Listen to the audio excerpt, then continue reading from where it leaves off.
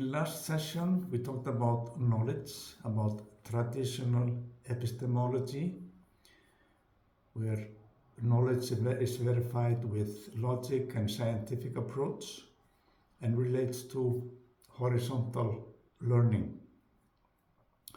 In contrast, we mentioned radical or phenomenological epistemology, big words again, relating to vertical learning and how we don't have access. We also discussed how we don't have access to the real world knowledge. We acknowledge that the real world exists, but we only have access to it through particular cultural, personal context as it enters our consciousness. We use the computer memory, cookies and caches as an analogy to understand how our mind, how our consciousness works. How we perceive is a construction. Let's now proceed to the next topic. Who am I and why should I help other people?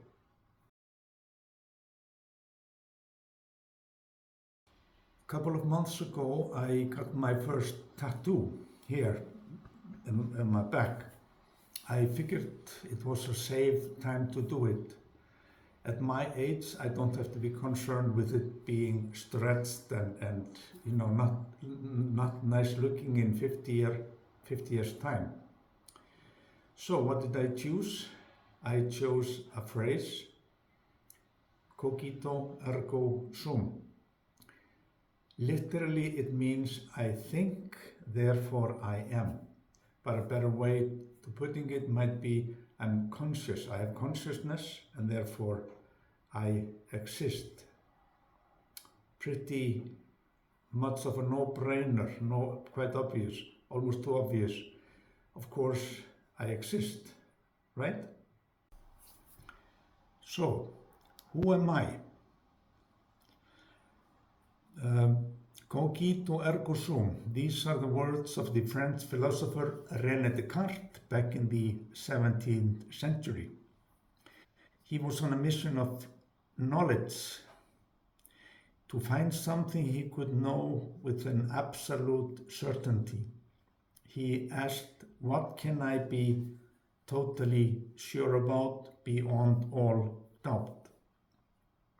And as a starting point, my own existence. He could be sure of his own existence. Even if there was an evil spirit that was trying to fool him, he was having an illusion that he was sitting by a warm fire when he wasn't really. There was no doubt that he was still somebody experiencing this, somebody seeing this, so he was existing. Possibly he could be living in a matrix. If people have seen the film The Matrix, they know what I mean when you are like in a computer created reality. This is not a new thought. More than 2,000 years before this, Socrates, the famous Greek philosopher, had a similar concern when he talked about the allegory of the cave. Socrates argued that we could be like in a cave in darkness, seeing some shadows and mistaking these shadows for reality. And you can also find this in some Asian Asian schools of thought.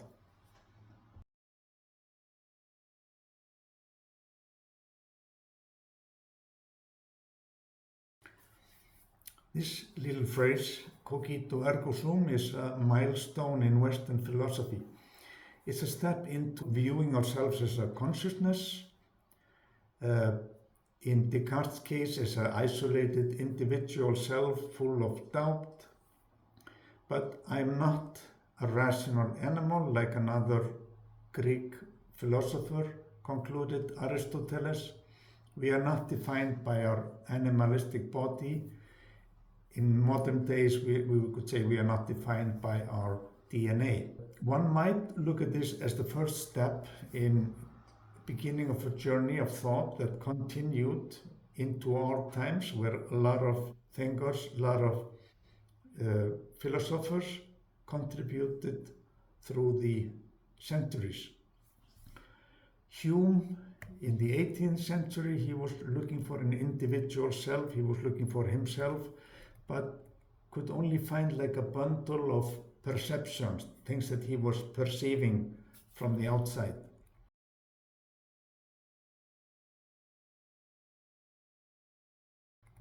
Hegel, 100 years later, 19th century, concluded that we become self, we become who we are in relation to how other people see us, from other people's reflections of us. And this is a thought that has popped up regularly. It's only 2 years ago there was a book published by Professor Brian Lovery, Selfless, the Social Creation of You. And he is stating similar things, that ourselves are social creation of those whom we react with. And if you go to the phenomenologist, go from that school in recent thought, there is Dan Zahavi, who is just recently has been writing about this, trying to maintain a first personal stand, some minimal self that can be found. And this is a really vague term, but he found that maybe we are a unique point of view into the world, for sure. I mean, no doubt, we are sure that we exist, right? There is somebody there, right, looking. So we are somebody behind this, view, looking into the world. But this is even our point of view, where we put our attention, is not like our choice. It is also socially and historically affected through fashion, through algorithms that, divert our attention. And I mean, today, when you are on social media, the algorithms are constantly working on, keeping you at the screen. They're trying to manipulate you and so Hegel stated, he said something like, I, that is we, and we, that is I. And from these thoughts, you might conclude that we are even more we than I, even though we are living in a very individualistic world where we praise the individual and the idea of the individual. The Argentinian thinker Mario Rodriguez Cobos, who wrote under the name Silo and was the main founder of this humanism, this universal humanism that I mentioned earlier, he defined the human being as a historical being whose mode of social action transformed their own nature. This is like a philosophical term. He also wrote a lot of poetic stuff that kind of saying the same thing, and I really like some of it, saying the same thing. You are creator of 1,000 names, builder of meanings, transformer of the world. Your parents and your parents continue in you. You are not a falling meteor, but a bright arrow flying to the skies.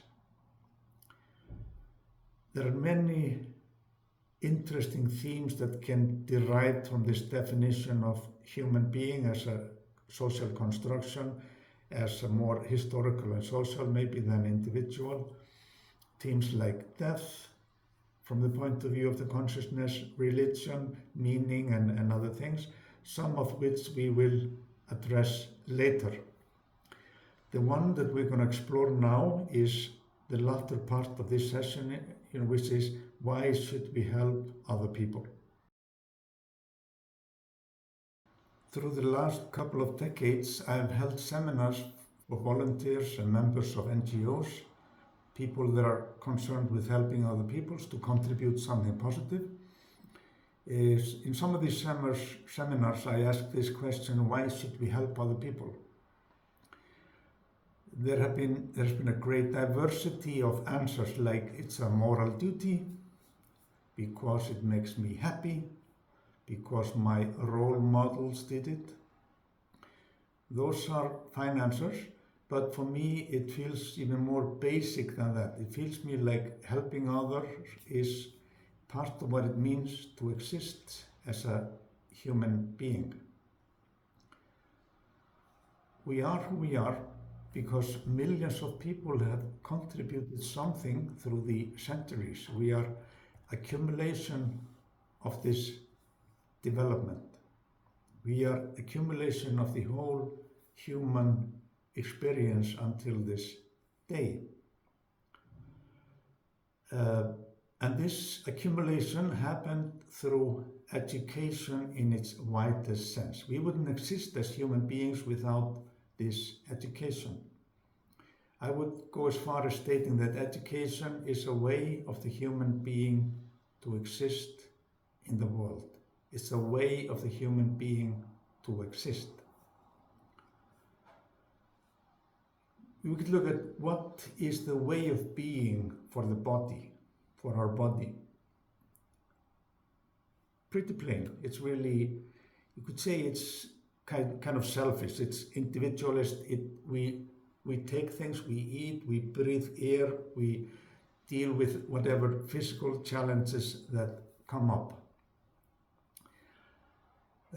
So this is the way of the human being to exist in the world. I would say for the consciousness, and I am really a consciousness first and foremost, even though I have a body, I would like to think it is to give and to receive, to help, to be helped, to teach and to be taught. And if I stop feeding my body, if I stop taking care of it, if I don't wear clothes to protect it from the cold, it won't survive. And if we as human beings, as consciousnesses, stop teaching and learning from each other, then there is no growth, no progress. So there is kind of the death of us as social and cultural beings. So for me, like helping out to do things that contribute to lessen the pain and suffering in the world, it's not about being noble or generous or any like positive adjectives we would like to put to it.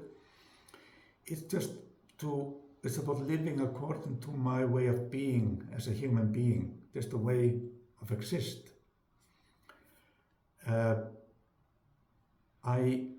not sure if this can be proved in a scientific or an empirical way, probably not. Like so many things about our consciousness, it might just be a belief, but here's what I do know. When my body is fed and cared for, it feels good. It is happy in a way, if we can talk about body being happy. And when I'm in the flow of helping, sharing, teaching and learning, I am happy. I feel really happy. I work as a teacher along with running a school, and you know, I feel when I go home late Friday evenings after teaching, I feel not tired and happy about, you know, being finished with the week. I feel happy and just, you know, I feel I'm in the best job in the world.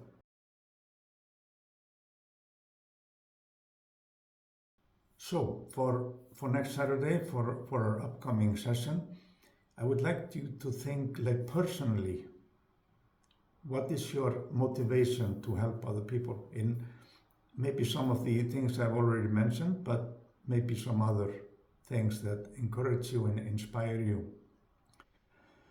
Also, secondly, can we trace some of the existential problems that people are experiencing today, the suffering in a modern society, even well-off societies where people have their basic necessities taken care of? Can we trace some of these problems, these sufferings, to the way how we look at ourselves as like in an individualistic way or in a more common or sharing way.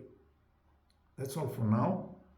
Look forward to seeing you online next Saturday. Take care.